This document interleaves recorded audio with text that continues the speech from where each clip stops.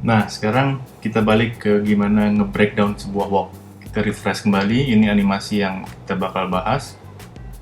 Mulai dari karakter diam, berdiri diam, kemudian dia mulai berjalan, sampai akhirnya dia berhenti. Kita akan bagi menjadi 3 bagian, yaitu saat dia mulai bergerak dan berjalan, kemudian dalam perjalanannya sendiri di tengah, dan bagian ketiga adalah saat dia melakukan perhentian atau stop. Bagian pertama adalah gimana kita membuat dia mulai bergerak dan berjalan. Ini adalah sebuah pose yang sangat balance atau seimbang. Dia akan dalam posisi berdiri dan tidak akan jatuh kemana-mana karena keseimbangannya ini. Jadi akan nggak mungkin untuk membuat dia berjalan kalau kita tetap mempertahankan pose ini terhadap diri dia. Jadi yang perlu kita lakukan adalah membuat dia menjadi off balance terlebih dahulu. Sehingga dengan dia menjadi off balance, kita akan mendapatkan adanya momentum dia menjadi bergerak. Dan setelah dia bergerak, baru kita mulai bisa menciptakan pergerakan berjalan. Bisa dilihat di sini keseluruhan animasinya.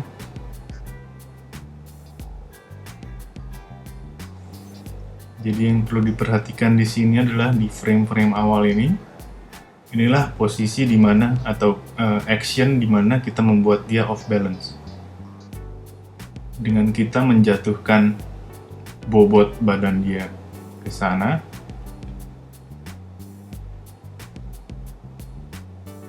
Seperti ini. Kita akan mendapatkan pergerakan yang seperti ini dengan menjatuhkan ke arah kanan layar. Dan saat jatuh itu terjadi, dia harus segera menangkap bobotnya. Kalau kita perhatikan di kaki yang lebih gelap ini ya, ini lebih jauh dari layar, kaki itu akan menangkap beratnya sesaat sebelum dia jatuh, sepenuhnya jatuh.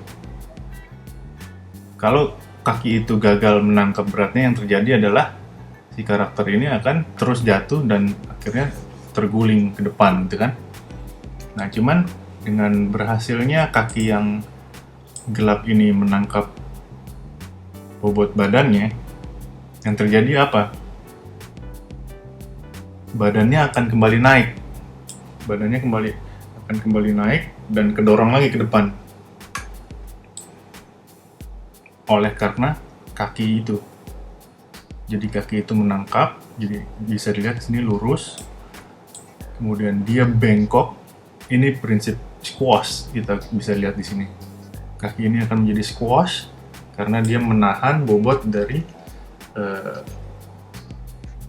badan dari si karakternya. Dia akan squash. Kemudian yang terjadi setelahnya adalah dia akan stretch. Stretch di sini apa maksudnya? Stretch di sini mau memperlihatkan kalau kaki itu akan kembali mendorong badannya untuk bergerak ke atas, sehingga badan itu tidak akan jatuh ke lantai. Yang terjadi adalah badannya akan kembali jatuh ke depan, melaju ke depan, dan saat itu terjadi, kaki yang satunya lagi, yang ini, yang lebih terang, yang berada lebih dekat dari layar, itu juga akan harus melakukan hal yang sama. Dia harus berhasil juga menangkap bobot dari badan si bolanya ini. Kalau itu tidak berhasil dia lakukan, kembali dia akan terguling ke lantai. Jadi yang perlu diingat adalah dalam proses push off ini, atau gimana dari posisi dia steady atau diam stabil, kita harus menjatuhkan dulu berat masanya untuk mendapatkan perlajuan. Saat itu sudah terjadi, kakinya lah yang harus menangkap tiap penjatuhan berat badan. Dan itu tidak hanya terjadi dari side view, tapi juga terjadi dari front view. Dari depan kita bisa lihat, sekali lagi, di sini adalah posisi yang sangat seimbang. Dimana dalam posisi kayak gini, sekali lagi kita tidak mungkin mendapatkan pergerakan karena dia akan selamanya seimbang, steady. Oleh karena itu yang harus kita lakukan adalah membuat dia tidak seimbang juga dari posisi depan.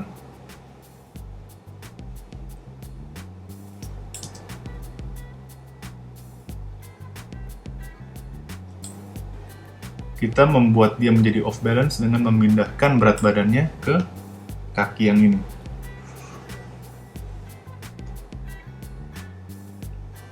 Dengan demikian, kaki yang satunya lagi bisa bergerak dengan bebas. Sehingga itu akan menciptakan momen buat dia berhasil menangkap berat badannya saat badannya jatuh. Di bagian push off juga, ini juga hal yang penting dalam sebuah walk. Gerakan dari kaki. Jadi dari posisi default, kita bisa melihat kaki menjadi lurus. Kaki lurus ini yang akan menciptakan ilusi kalau dia melakukan push off. Jadi dia yang mendorong badannya untuk melaju. Jadi artikulasi kakinya harus seperti ini. Jadi dari datar, ini tanah ya, ini kakinya.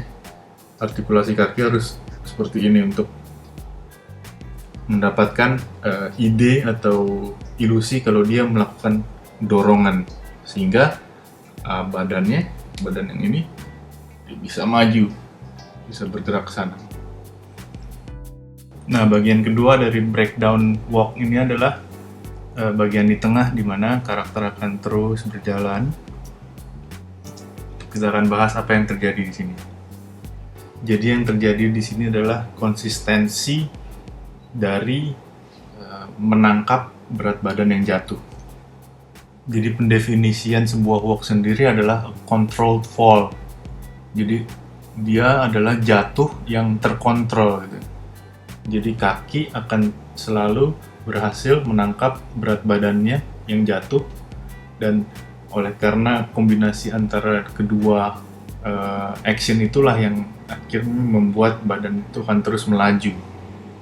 Dan itu yang terjadi di sini, seperti kita bisa lihat. Jadi kakinya akan terus membuat dia off balance dengan cara mendorong ke depan. Dan saat dia mau jatuh, kaki yang lainnya harus berhasil menangkap bobotnya. Dan setelah menangkap, dia kemudian kembali melontarkan badannya ke depan, menjaga ketidakseimbangan itu tetap terjadi gitu secara menerus. Dan dia akan kembali menangkap, dorong, menangkap, dorong, menangkap. Itulah yang terjadi.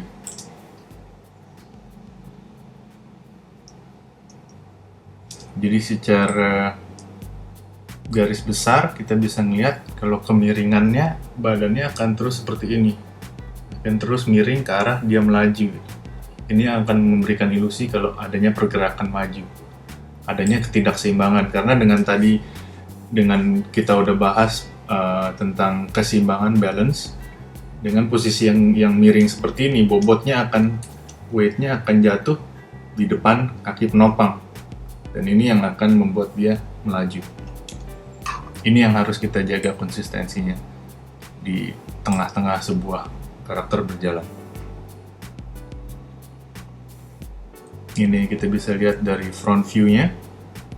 Sama juga, kita harus membuat dia terus off balance untuk membebaskan kaki yang lain gitu. Karena kalau dia balance, kedua kaki menopang secara sama mendistribusikan berat dari badannya.